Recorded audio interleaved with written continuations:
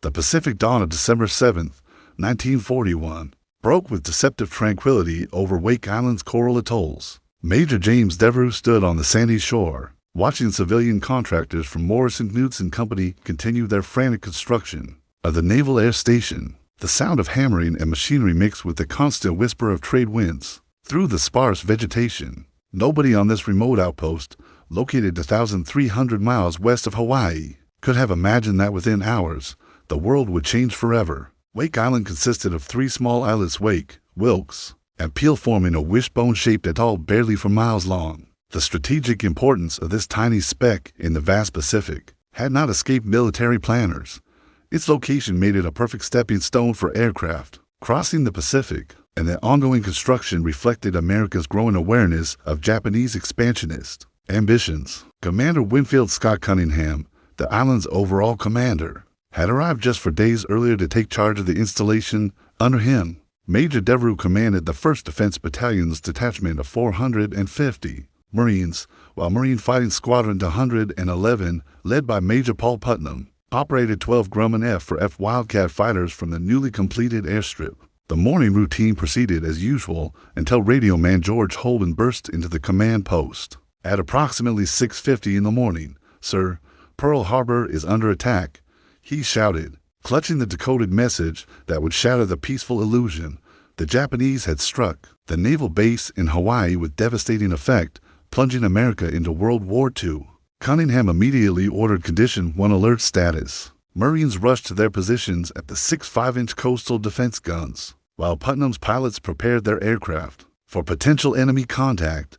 The civilian workers, numbering over 1,000, continued their construction duties, though an air of nervous tension now permeated the island. As reported in the New York Times coverage of the Pacific War, Wake Island's defenders understood their isolated position made them extremely vulnerable to Japanese attack. The nearest American reinforcement was over 2,000 miles away, and radio communications with Pearl Harbor revealed the devastating extent of the surprise attack. Yet morale remained surprisingly high among the Marines, who took pride in their reputation as America's finest fighting force. Throughout December 7th, the defenders worked feverishly to prepare their defenses. Sandbags were filled and positioned, ammunition was distributed to gun positions, and camouflage netting was stretched over the precious Wildcat fighters.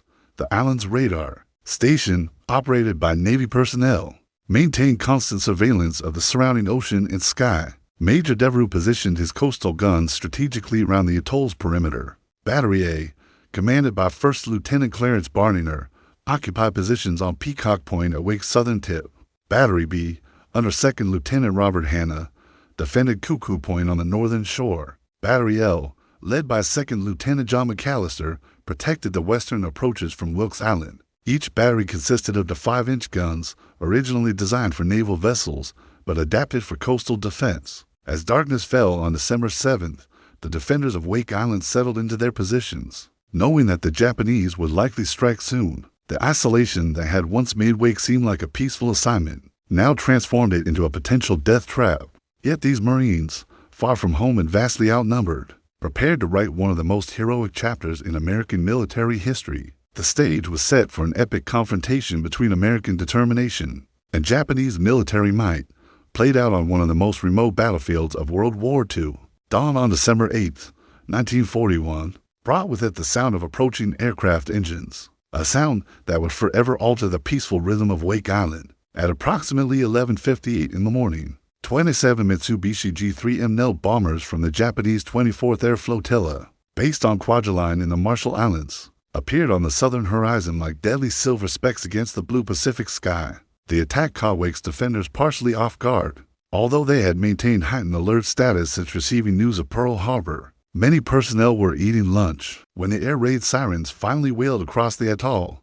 The Japanese bombers, flying in perfect V formation at an altitude of approximately 2,000 feet, began their devastating assault on the American positions. Major Paul Putnam's Marine Fighting Squadron 111 suffered immediate and catastrophic losses. 7 of the 12 precious Grumman F-4F Wildcat fighters were destroyed on the ground before they could take off. Victims of accurate Japanese bombing and strafing runs, the remaining 5 aircraft sustained varying degrees of damage, leaving Wake's air defense capabilities severely compromised within the first minutes of combat.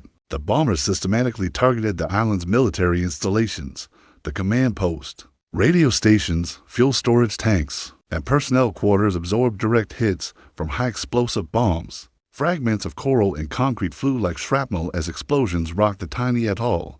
The newly constructed buildings of the Naval Air Station, representing months of civilian labor, were reduced to smoking rubble within 20 minutes. Captain Henry O'Rod, one of Putnam's most experienced pilots, managed to reach his damaged Wildcat and successfully take off amid the chaos. Despite his aircraft's compromised condition, O'Rod engaged the departing Japanese bombers, demonstrating the aggressive spirit that would characterize Wake's defense throughout the coming siege. His lone fighter represented America's defiant response to overwhelming odds, as documented in Samuel Eliot Morrison's official naval history of United States naval operations in World War II. The first day's bombing killed or wounded numerous defenders, while destroying critical infrastructure. However, the coastal defense guns remained largely intact, hidden beneath camouflage netting and protected by reinforced positions that had been hastily improved following the Pearl Harbor attack. Major Devereux immediately assessed the damage and reorganized his defenses. Despite the loss of men and equipment, the Marines' fighting spirit remained unbroken. Corpsmen treated the wounded, while ammunition handlers resupplied the gun positions. The civilian construction workers, many of whom had volunteered to remain and fight alongside the Marines, assisted in damage control and defensive preparations. Communication with the outside world became sporadic as radio equipment suffered damage from the bombing. However, Commander Cunningham managed to transmit situation reports to Pearl Harbor, informing naval headquarters of the attack and requesting immediate reinforcement. The response indicated that help, if it came at all, would be delayed while the Pacific Fleet recovered from its own devastating losses. Throughout the afternoon and evening of December 8th, work parties labored to repair damaged installations while maintaining constant vigilance for additional air attacks. The island's 3 batteries of coastal guns remained fully operational, their crews determined to exact revenge for the morning's devastation. Anti-aircraft positions were reinforced with additional machine guns salvaged from destroyed aircraft. The defenders understood that this first attack was merely a prelude to more intensive Japanese operations. Intelligence reports suggested that enemy naval forces were already moving toward Wake Island, intending to capture this strategic outpost and eliminate the American garrison. The tiny atoll, once a peaceful construction site, had become a fortress under siege. As night fell on December 8th, the Marines of Wake Island prepared for what promised to be a prolonged and desperate battle. Their numbers were reduced, their equipment damaged, but their resolve remained unshakable. They would make the Japanese pay dearly for every foot of coral sand. The morning of December 9th, 1941, dawned gray and ominous over Wake Island as the Japanese maintained their relentless aerial bombardment. At 10:45, 17 Mitsubishi G-4M bombers approached from the northwest, their twin engines creating a mechanical thunder that echoed across the battered atoll.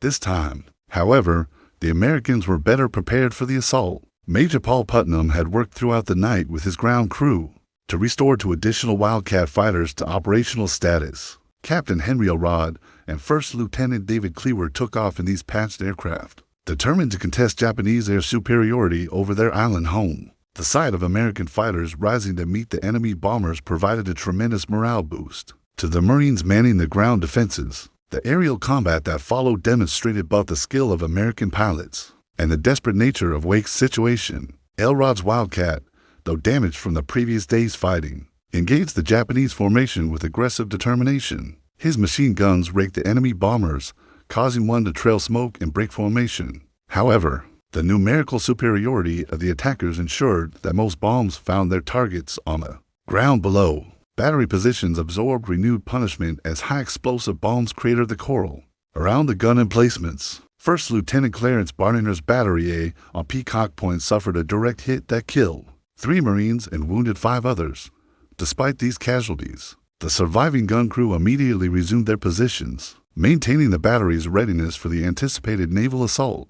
The Japanese bombing pattern revealed their strategic intentions clearly. Enemy aircraft concentrated their attacks on the coastal defense guns, recognizing these weapons as the primary threat to an amphibious landing. However, Major Devereux's careful positioning and camouflage efforts proved effective in limiting the damage to his artillery pieces. The Marines had learned hard lessons from the first day's attack and adapted their defensive tactics accordingly. Communication difficulties plagued the island's defenders, as radio equipment suffered repeated damage from bombing and the harsh salt air environment. Commander Cunningham struggled to maintain contact with Pearl Harbor while coordinating the defense of his isolated command.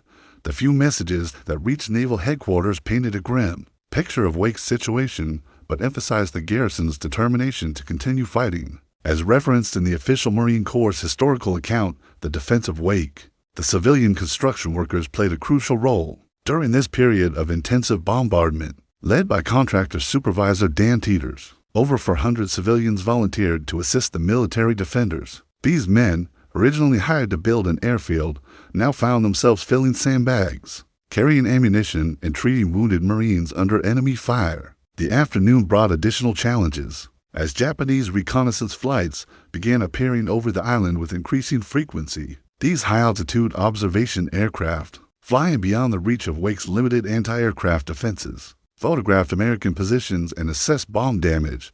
The intelligence gathered during these flights would prove valuable for planning the upcoming amphibious assault. Captain Elrod continued his one-man air war against overwhelming odds, taking off repeatedly in his battered Wildcat to harass Japanese aircraft. His aggressive tactics forced enemy bombers to fly higher and drop their ordnance less accurately, reducing the effectiveness of their attacks. However, each mission further damaged his irreplaceable fighter aircraft, and replacement parts were non-existent.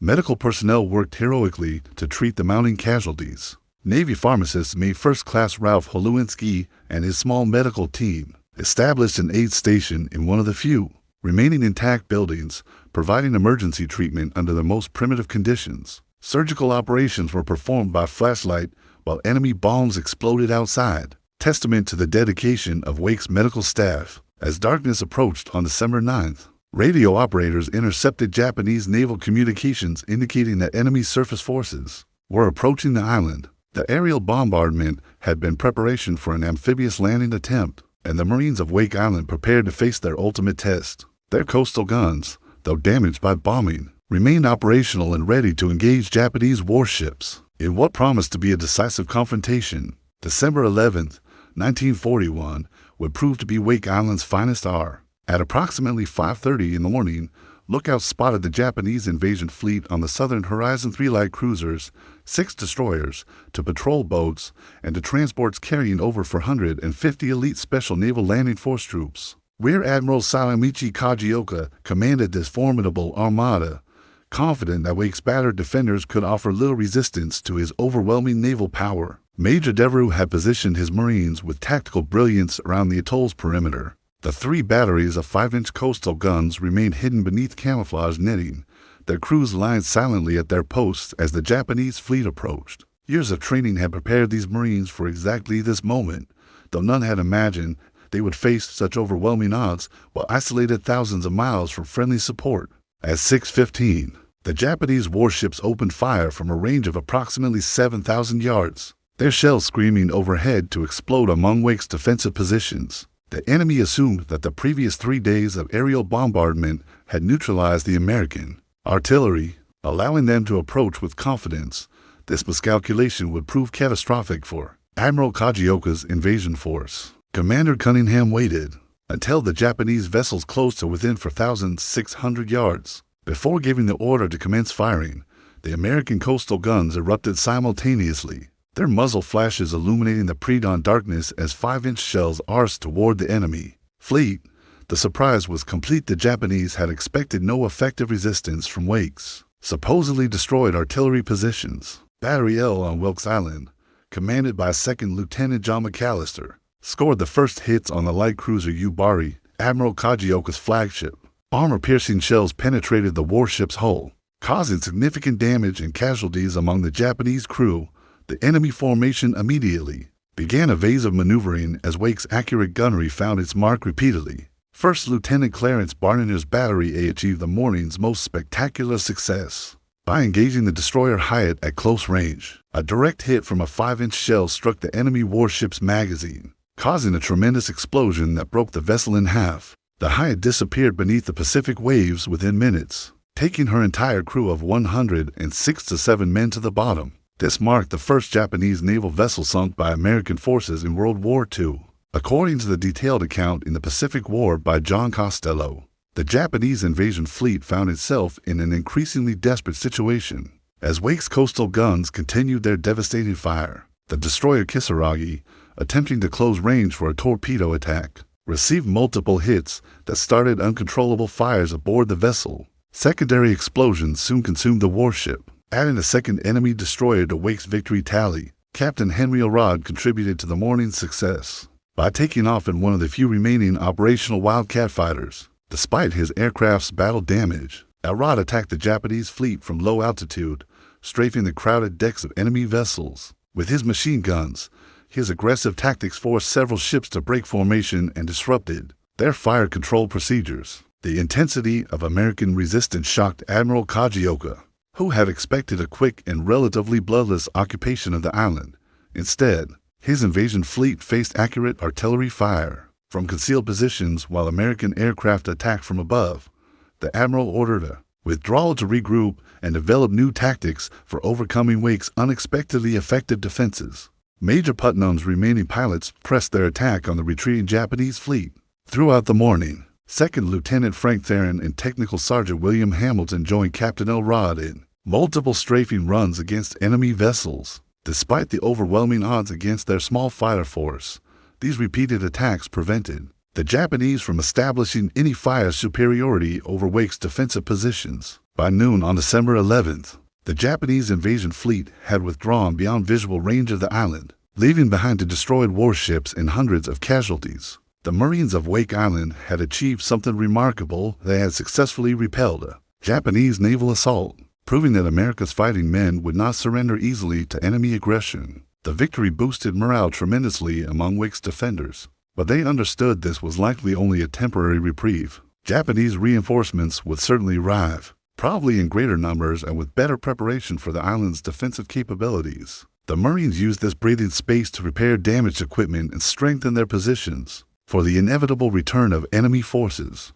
The Japanese response to their December 11th defeat was swift and overwhelming. Admiral Chuichi Nagumo, fresh from his success at Pearl Harbor, detored the aircraft carrier Soryu and Hiryu from his return journey to Japan, adding their considerable air power to the assault on Wake Island. Beginning December 12, 1941, the tiny atoll faced attacks from over 100 carrier-based aircraft daily, a crushing bombardment that no defensive position could withstand indefinitely. The intensity of these carrier-based attacks far exceeded anything Wake's defenders had previously experienced. Aichi D-3A Val-dive bombers screamed down from high altitude to deliver their ordnance with pinpoint accuracy, while Nakajima B-5NK torpedo bombers adapted their weapons for ground attack missions. Mitsubishi A-6M0 fighters strafed American positions with deadly effectiveness, their superior numbers overwhelming Wake's remaining air defenses. Major Paul Putnam's Marine Fighting Squadron to 111 was reduced to desperate improvisation. With only two operational Wildcat fighters remaining, Captain Henry O'Rod and First Lieutenant David Cleaver continued their heroic, but increasingly futile attempts to contest Japanese air superiority. Ground crews worked miracles keeping these battered aircraft operational, cannibalizing parts from destroyed planes and improvising repairs under constant enemy bombardment. The systematic destruction of Wake's infrastructure accelerated under the carrier-based assault. Fuel storage tanks erupted in towering columns of black smoke. Ammunition dumps exploded in spectacular displays of pyrotechnics, and the few remaining buildings collapsed under the weight of high explosive bombs. The island's communication equipment suffered repeated damage, further isolating the garrison from any hope of outside assistance. Major Devereux's coastal defense batteries absorbed tremendous punishment during this period. Battery A on Peacock Point lost one of its 5-inch guns to a direct bomb hit, while Battery B suffered severe personnel casualties when a dive bomber penetrated its camouflage and scored a near miss that showered the position with coral fragments. Despite these losses, the surviving Marines maintained their vigilance, knowing that Japanese invasion forces would return. The civilian construction workers continued their remarkable contribution to Wake's defense. Despite the hellish conditions, Dan Teeters organized work parties that operated under fire to repair critical facilities, distribute ammunition to gun positions, and assist with the growing number of casualties. These men, far from their homes and families, demonstrated courage equal to that of the professional military defenders. Captain Elrod achieved his greatest individual success on December 23rd, when he attacked a Japanese submarine that had surfaced near the island to shell American positions. His lone Wildcat, armed with small fragmentation bombs, scored direct hits on the enemy vessel and forced it to crash dive and withdraw. This action demonstrated the aggressive spirit that characterized Wake's defense, even as the situation became increasingly hopeless. As detailed in Robert Cressman's comprehensive study, A Magnificent Fight, The Battle for Wake Island, medical personnel worked under impossible conditions to treat the mounting casualties. The hospital building had been destroyed by bombing, forcing medical operations into underground shelters and damaged bunkers. Surgery was performed by flashlight while enemy aircraft attacked overhead, testament to the dedication of Wake's small medical staff. Radio communications with Pearl Harbor became increasingly sporadic as equipment failures mounted. Commander Cunningham's situation reports painted a grim picture of dwindling ammunition, mounting casualties, and overwhelming enemy pressure. The few messages received from Naval Headquarters offered encouragement but little hope of immediate reinforcement. As the Pacific Fleet remained crippled by the Pearl Harbor attack, the psychological pressure on Wake's defenders intensified, as Japanese propaganda broadcasts began claiming that American relief forces had been destroyed while attempting to reach the island. These radio transmissions, intercepted by Wake's operators, sought to undermine morale by suggesting that continued resistance was futile. However, the Marines responded to this psychological warfare with characteristic defiance and dark humor. Food supplies began running low as Japanese bombing destroyed storage facilities and interrupted the regular preparation of meals. Water became contaminated when shell fragments punctured storage tanks, forcing the defenders to rely on emergency reserves and improvised collection systems. Despite these hardships, the Marines maintained their fighting effectiveness and determination to resist. By December 22nd, Wake Island resembled a moonscape of bomb craters and destroyed buildings. The proud naval air station that had taken months to construct lay in ruins, while the airstrip was pockmarked with holes that made aircraft operations increasingly difficult. Yet the coastal defense guns remained operational, their crews ready to repeat their December 11th triumph should Japanese naval forces return. The second Japanese invasion of Wake Island commenced in the pre-dawn darkness of December 23, 1941. Admiral Kajioka had learned from his earlier defeat, approaching this time with overwhelming force and careful preparation. His enlarged fleet included the heavy cruisers, 6 destroyers, to seaplane tenders, to fast transports, and over 1,000 elite Special Naval Landing Force troops. The Japanese were determined to avoid another humiliating repulse. Under cover of darkness, Japanese forces executed a carefully planned landing on Wake's southeastern shore, choosing a beach area that had received intensive bombardment and appeared to offer the path of least resistance. The enemy troops moved ashore in small boats and rubber rafts, their landing covered by intensive naval gunfire that prevented effective American response from the damaged coastal defense positions. Major Devereux's Marines fought desperately to contain the Japanese beachhead, but their numbers had been severely depleted by 2 weeks of constant bombardment. Battery positions that had performed so magnificently on December 11th were now undermanned and low on ammunition. The surviving coastal guns engaged enemy landing craft when possible, but the darkness and confusion of night combat limited their effectiveness. Captain Henry Elrod, the hero of Wake's air defense, was killed while leading a ground defense detachment against advancing Japanese infantry. His death symbolized the desperate nature of the final battle, as pilots, mechanics, and support personnel joined the Marines in hand-to-hand combat to defend their positions. Technical Sergeant William Hamilton continued flying combat missions in the last operational Wildcat until enemy forces overran the airstrip.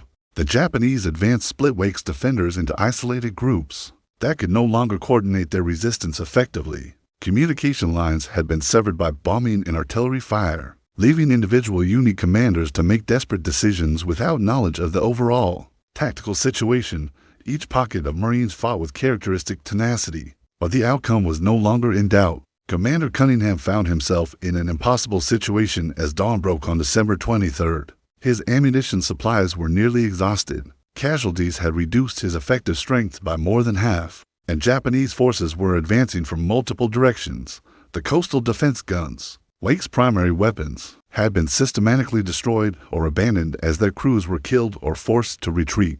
As documented in Gregory Irwin's Facing Fearful Odds, The Siege of Wake Island, The final hours of organized resistance saw individual acts of extraordinary heroism. Marines fought with improvised weapons when their ammunition ran out, while wounded defenders continued manning their posts until physically unable to continue. The civilian construction workers, who had remained to fight alongside the military personnel, demonstrated equal courage in these final desperate moments. Second Lieutenant Robert Hanna led Battery B survivors in a fighting withdrawal from their positions on Cuckoo Point, destroying their remaining 5-inch gun to prevent its capture by enemy forces. First Lieutenant John McAllister's Battery L on Wilkes Island maintained resistance until, overwhelmed by superior numbers of Japanese infantry, each gun position extracted a heavy price from the attackers before succumbing to the inevitable. Medical personnel continued treating casualties even as enemy forces closed in on their aid stations. Navy pharmacist mate Ralph Holowinski and his team worked until the last moment to save wounded Americans, demonstrating the humanitarian ideals that motivated America's fighting men throughout the Pacific War. Their dedication under fire exemplified the spirit that would eventually lead to Allied victory. At 7:45 on the morning of December 23rd, Commander Cunningham made the agonizing decision to surrender Wake Island. With ammunition exhausted, positions overrun, and further resistance futile, he authorized the destruction of remaining military equipment and the display of white flags to end the bloodshed. The decision came too late to prevent additional casualties, as scattered fighting continued until Japanese commanders could establish control over their advancing troops. The surrender of Wake Island marked the end of one of the most heroic defensive actions in American military history. For 16 days, fewer than 500 Marines and civilian volunteers had defied overwhelming Japanese force, sinking enemy warships, destroying numerous aircraft, and inflicting casualties far exceeding their own losses. Their resistance demonstrated that American fighting spirit remained unbroken, despite the disasters at Pearl Harbor and elsewhere in the Pacific. The fall of Wake Island on December 23, 1941, marked the end of the first American victory against Japanese naval forces in World War II, followed by an inevitable but heroic defeat that would inspire the nation throughout the long Pacific campaign. The gallant defenders, now prisoners of war, had written their names in history through their extraordinary courage and determination against overwhelming odds. The human cost of Wake's defense reflected the desperate nature of the 16-day siege. American casualties totaled 4 to 7 military personnel killed and 2 missing, with approximately 75 wounded. These numbers, while significant for such a small garrison, paled in comparison to Japanese losses, which included over 700 killed and wounded, 2 destroyers sunk, 1 submarine damaged, and numerous aircraft destroyed. The defenders had exacted a price far exceeding their own losses. The surviving Americans faced a brutal captivity that would test their courage in different ways. Japanese treatment of prisoners violated all international conventions, with many Wake defenders dying in captivity from malnutrition, disease, and outright murder. 98 civilian construction workers who had fought alongside the Marines were executed by their captors in October 1943, a war crime that would later result in death sentences for the responsible Japanese officers. Commander Cunningham and Major Devereux spent the remainder of the war in Japanese prison camps, enduring hardships that few could imagine. Their leadership during Wake's defense had been exemplary, and their survival of the prison camp experience allowed them to provide detailed accounts of the battle that became official military history. Both men returned to distinguished post-war careers, carrying with them the respect earned through their heroic service. Captain Henry Elrod, killed during the final ground battle, received the Medal of Honor posthumously for his extraordinary heroism throughout Wake's defense. His aggressive flying against overwhelming odds, followed by his death while fighting as infantry, epitomized the spirit of Wake's defenders. The citation for his medal praised his conspicuous gallantry